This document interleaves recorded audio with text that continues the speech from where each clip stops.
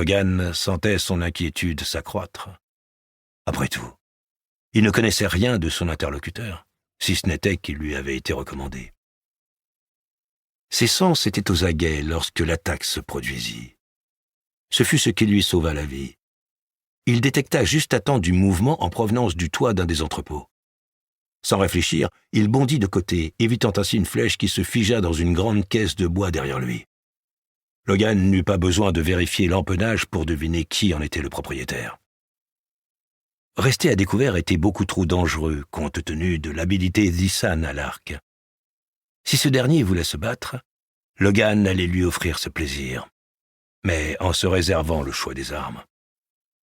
Avec une roulade rapide, il parvint à se glisser entre deux rangées de caisses installées temporairement là en attendant un déplacement prochain. Les caisses formaient de longs blocs, créant comme un petit dédale dans lequel un individu pouvait se déplacer, mais deux personnes n'auraient pas pu s'y tenir côte à côte. C'était parfait pour ce que le chasseur de primes voulait faire.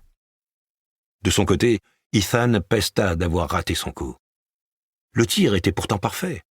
Il avait impeccablement estimé la brise et ajusté sa visée en fonction. Mais Logan l'avait localisé un poil trop tôt.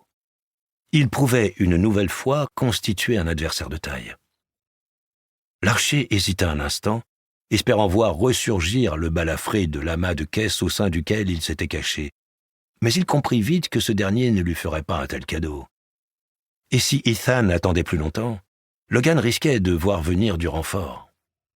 S'il était là, c'était probablement pour y retrouver du monde.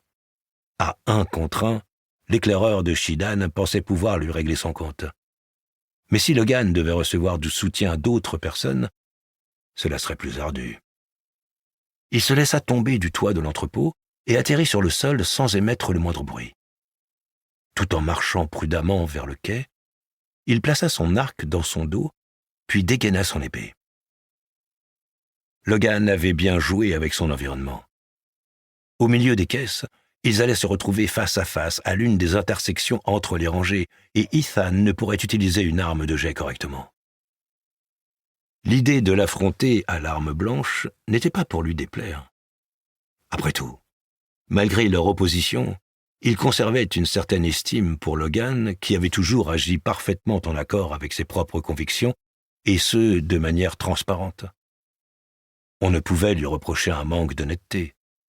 Lui accorder un duel à armes égales paraissait légitime.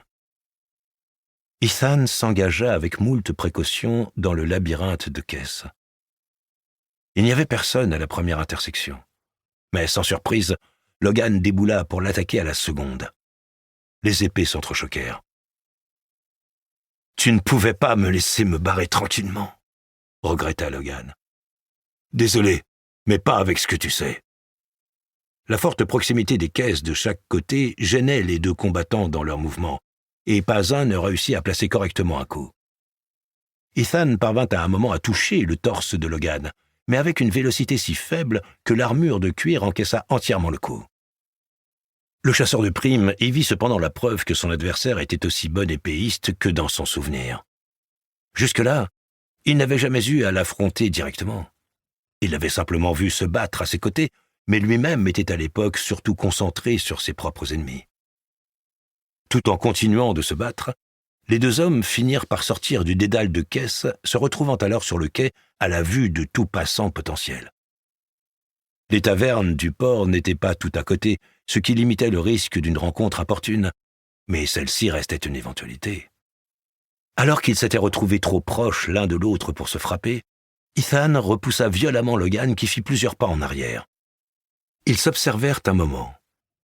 Les deux aventuriers étaient parfaitement déterminés, mais aucun ne ressentait d'animosité à l'encontre de son adversaire. Chacun comprenait la position de l'autre et déplorait cette situation.